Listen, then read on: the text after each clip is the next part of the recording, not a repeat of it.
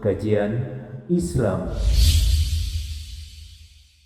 Uang dan lain sebagainya itu fitrahnya manusia. Fitrahnya manusia itu. Ya, dan ini digunakan oleh Nabi untuk mengokohkan hati mereka. Pada waktu itu ada 80 kepala keluarga mendatangi Nabi Muhammad SAW dari negeri Yaman bersama Tufail bin Amr ad-Dawsi. Kemudian Nabi memberikan pemberian kepada mereka, orang masuk Islam, baru-baru masuk Islam. Kemudian setelahnya mereka berkata, "Ya Rasulullah, kalau seandainya nanti berperang, jadikan kami pasukan di sebelah kanan Engkau ya Rasulullah." Dikasih uang oleh Nabi. Kita sekarang uang nggak pernah kita kasih, kegiatan sosial nggak pernah, yang ada bid'ah tiap hari. Ya, yang ada syirik setiap hari. Yang ada ini batil, ini salah, ini keliru, ini haram, ini neraka dan seterusnya. Kegiatan sosial nggak ada. Ya, bergaul dengan masyarakat juga nggak ada. Salam sama masyarakat apalagi senyum. Wajar nggak orang nggak suka sama kita? Jadi kadang orang nggak suka sama kita bukan konten yang kita sampaikan, bukan tauhid yang kita jelaskan, bukan syirik yang kita ingkari, tetapi orang nggak suka sama kita karena perangai kita, caranya kita masuk, etikanya kita. Nah, ini harus kita ubah. Makanya saya sering menyampaikan di Jakarta ini kan cukup banyak MT ya, majelis taklim A, majelis taklim B, banyak sekali majelis taklim. Semuanya mengurusi kajian, baik atau enggak? Baik. Bagus atau enggak? Bagus. Tetapi ya, alangkah indahnya, dan memang saya lihat ada teman-teman sudah berjalan. Ya, ada teman-teman sudah berjalan, dan kita juga seharusnya harus lebih semangat juga dengan hal yang seperti ini. Ada hal yang kita atur, ya udahlah, kita nggak usah mikir yang luas-luas sekali. Sekitaran masjid kita, siapa janda di kampung ini, siapa anak yatim di kampung ini, siapa orang miskin di kampung ini, tinggal kita data yang dekat-dekat masjid sajalah. Supaya ketika kita sampai buat pengajian di sini, misalnya jalanan itu sulit lewatin orang, setidaknya ada efek baik yang mereka dapatkan dalam kehidupan mereka. Insya Allah mereka akan menjadi tamengnya kita. Kan begitu? Iya, dan ini harus kita gencarkan, harus kita hidupkan. Ada khusus ya hal-hal yang masuk dalam bab-bab seperti ini. Insya Allah saya rasa cukup mudah, asal ada orang yang bekerja saja. Ya, insya Allah teman-teman, masya Allah mungkin ya hidupnya menengah ke atas kebanyakan, menengah ya kebanyakannya. Ya, kita kumpulkan, beli beras, bagi kepada para janda di sini, itu luar biasa. Efeknya itu luar biasa. Apalagi kita orang timur. Ya, kita orang Indonesia ini, wah mungkin teriak sama dia begini. Kita datang ke rumah, kasih gula kasih beras 1 karung, kasih gula 2 kilo, itu berubah sudah. Langsung berubah detik itu juga, betul nggak? Nah, ini harus kita jalani. Kita santuni anak yatim, santuni para janda, dan itu juga adalah sunnah dari sunnah Nabi. Kalau kita baca hadis-hadis Nabi tentang menyantuni anak yatim, menyantuni para janda, itu pahalanya sangat besar di sisi Allah Subhanahu wa taala. Jadi hal ini harus bergerak. Jangan kita selalu menyalahkan saudara kita muslimin. Jadi dakwahnya kita di tengah-tengah muslimin itu memberikan efek kepada muslimin yang ada di sekitaran kita. Iya, jangan hanya macetnya saja dia dapat. Jangan corong masjid bid'ahnya saja yang terdengar setiap hari. Ya, jangan salamnya nggak pernah kita salam sama mereka. Tapi ada efek-efek yang baik yang kita lakukan di tengah-tengah saudara kita muslimin. Insya Allah kita akan ada perubahan yang besar, karena saudara kita muslimin sudah punya modal seperti saya sebutkan tadi. Mereka sudah punya kecintaan kepada agama, kecintaan kepada Allah, dan kecintaan kepada Rasulnya. Tapi kemudian selanjutnya para hadirin, jenis manusia yang ketiga adalah manusia yang mereka ilmunya nggak ada, tapi semangatnya terlalu menggebu-gebu. Ya, ilmunya nggak ada. Iya, nggak ada bobotnya. Nggak mengerti mana yang halal, yang mana yang haram. Tidak mengerti mana hak dan mana yang batil. Yang ada pokoknya membela Islam, membela kebenaran, membungkam kebatilan. Apa itu benar, apa itu batil, dia nggak paham. Maka ini juga tidak akan menegakkan agama yang ingin kita tegakkan. Taib. Dan yang terakhir para hadirin dan hadirat, jalannya para nabi adalah mereka memiliki ilmu yang kuat, dan kemudian mereka memiliki kekuatan untuk mempraktekkan ilmu mereka di tengah banyaknya ujian dan cobaan di dalam mereka menyampaikan dakwah. Terkhusus seperti yang saya sebutkan tadi, dakwah tauhid. Bisa difahami ya. Cuman jangan selalu beralasan orang yang menyuruh kepada dakwah tauhid, ya beginilah kondisinya. Ini bukan suatu alasan yang selalu bisa kita gunakan, tetapi banyak hal-hal yang perlu untuk kita perbaiki di dalam dakwah kita, metode dakwah kita, dan terkhusus lagi saudara-saudaraku kaum muslimin dan kaum muslimat rahimani rahimakumullah, hal-hal yang itu menjadi ibadah dan ritual saudara-saudara kita muslimin, kita harus lebih banyak membaca lagi. Kita harus lebih banyak membaca lagi. Ya, seperti contoh yang saya sebutkan tadi, membalik telapak tangan misalnya, ya, atau menjaharkan bismillah ketika sholat, itu kita harus lebih banyak membaca lagi. Faham? Saya bukan berarti yang saya ucapkan ini berarti banyak bid'ah yang kita bid'ahkan selama ini ternyata nggak bid'ah. Bukan itu saya maksudkan. Yang saya maksudkan kita lebih banyak membaca lagi, lebih banyak mengetahui lagi, lebih banyak ya hal-hal yang lebih kita menelaah yang lebih luas, ya. Dan ilmu seperti yang telah kita yakini bersama, ilmu itu sangat luas, ya. Dan diantara hal yang mungkin kalau ditanya kepada salafiyin apa hukumnya mencium kaki orang tua, pasti saya yakin semua kita mengatakan itu haram. Padahal ternukilkan dari beberapa riwayat dari hadis Nabi SAW dan juga dari sahabat Nabi SAW, mereka melakukan hal yang seperti itu. Setelah kita membaca lagi, setelah kita menelaah lagi, setelah kita masuk yang lebih mendalam lagi, ternyata di sana bahkan ulama-ulama di zaman kita seperti Syekh bin Baz dan bukan Syekh bin Baz atau ulama muasirin, mereka juga mengatakan dengan dalil-dalil tersebut. Berarti apa? Berarti banyak bacaan yang kita belum banyak baca, tetapi kita lebih dahulu mengomentari sesuatu itu salah, cuman hanya melihat dari situ sisi pandangan dan kita tidak melihat dari sisi pandangan-pandangan yang lainnya. Intinya saya ingin menjabarkan dan menjelaskan, lebih banyak membaca apabila itu hal yang dilakukan oleh saudara-saudara kita muslim, bukan membenarkan, ya, bukan membenarkan apa yang mereka lakukan semuanya, bukan, tetapi lebih banyak membaca.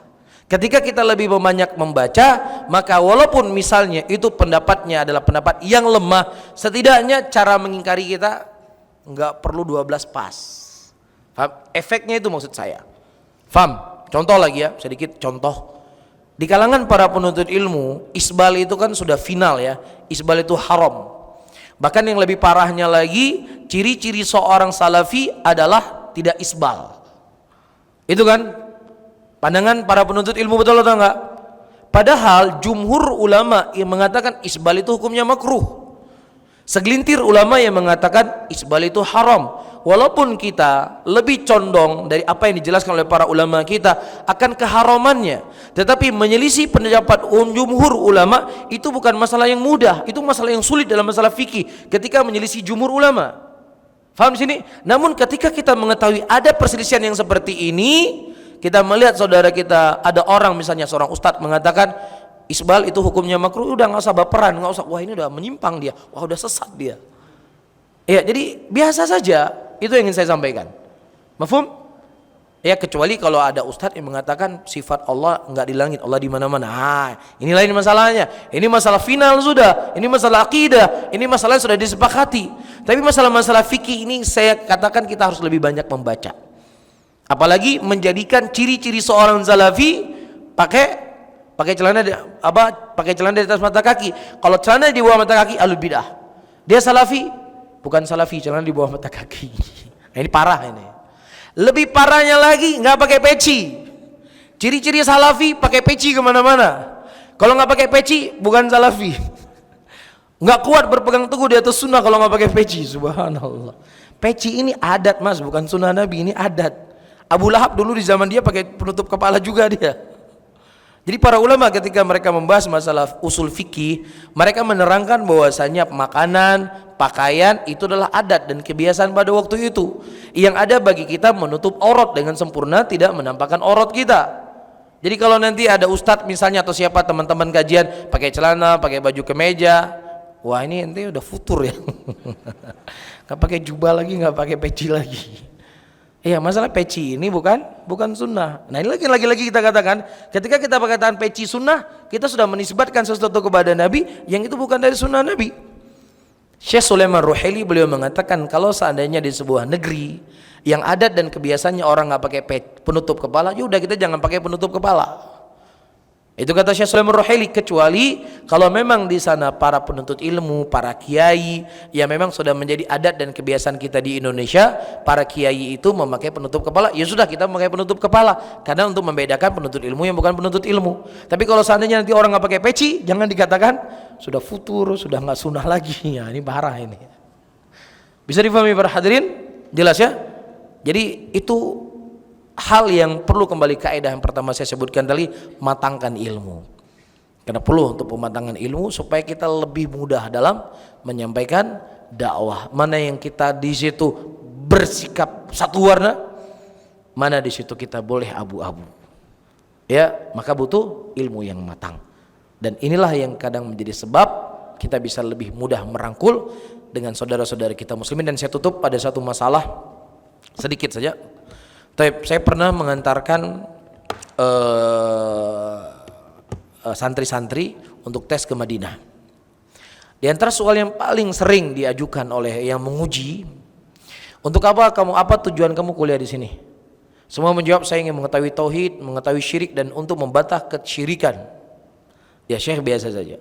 Saya juga sempat kaget. Salah seorang santri kita ditanya, untuk apa kamu kuliah di sini?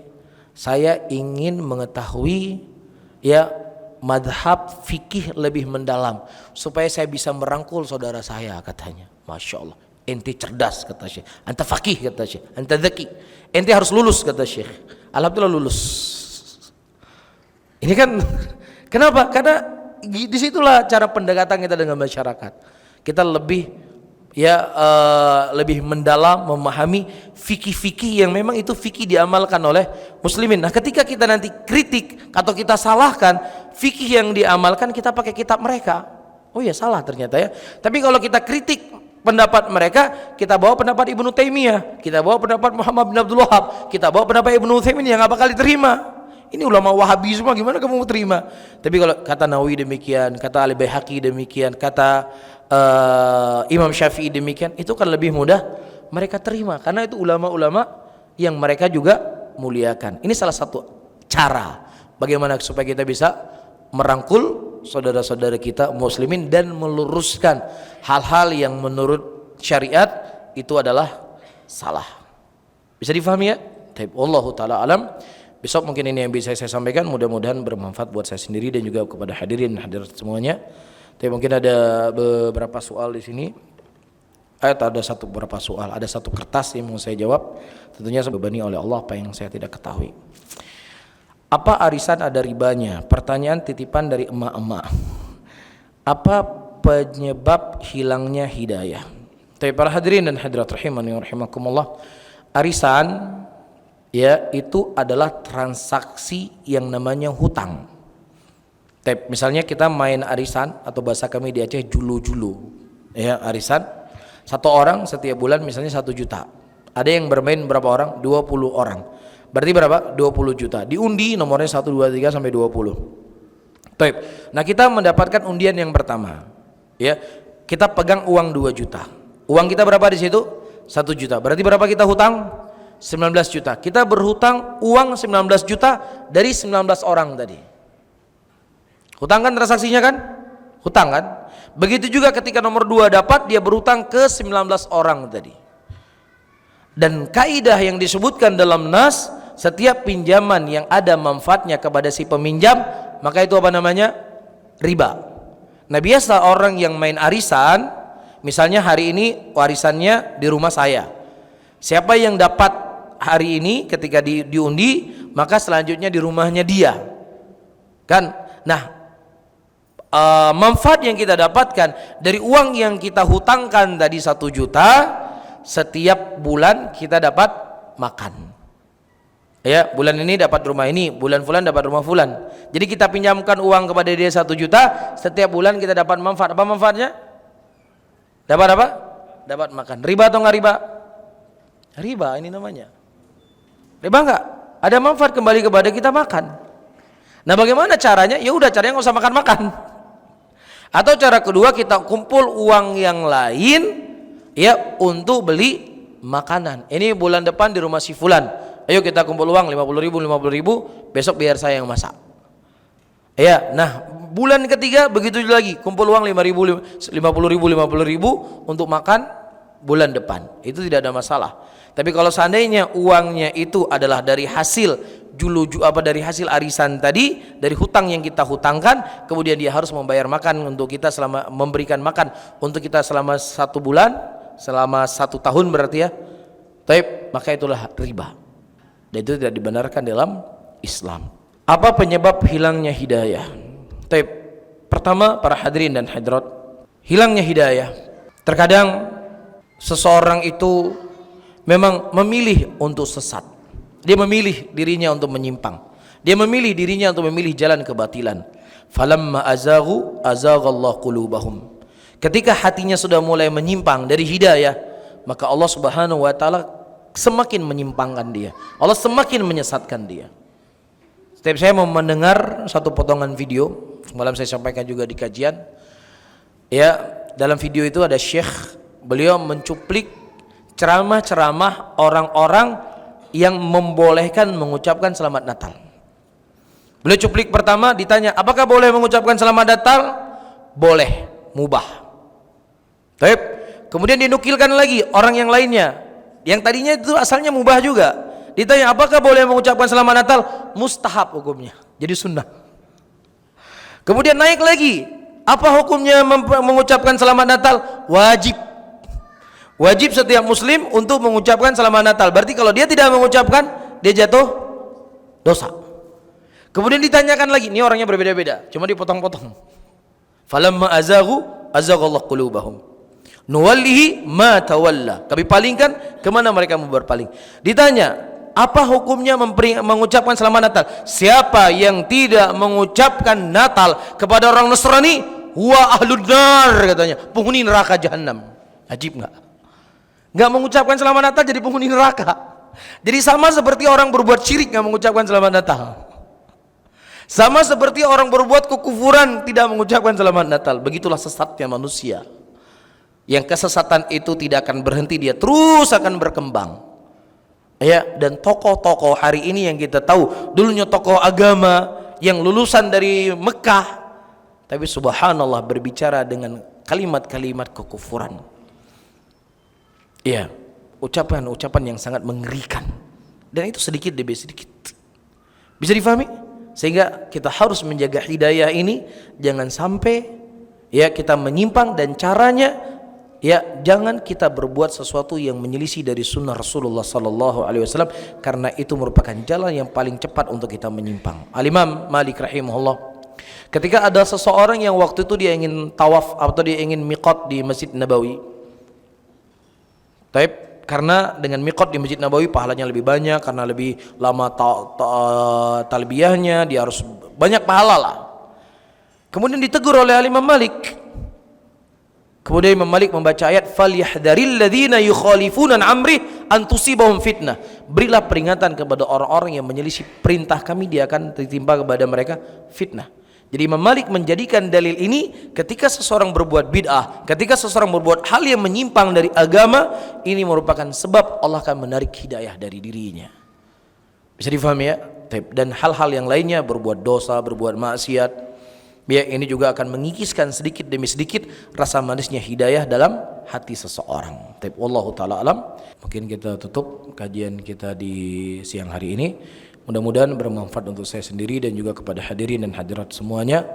Subhanallah bihamdika asyhadu an la ilaha illa anta astaghfiruka wa atubu ilaih. Wassalamualaikum warahmatullahi wabarakatuh.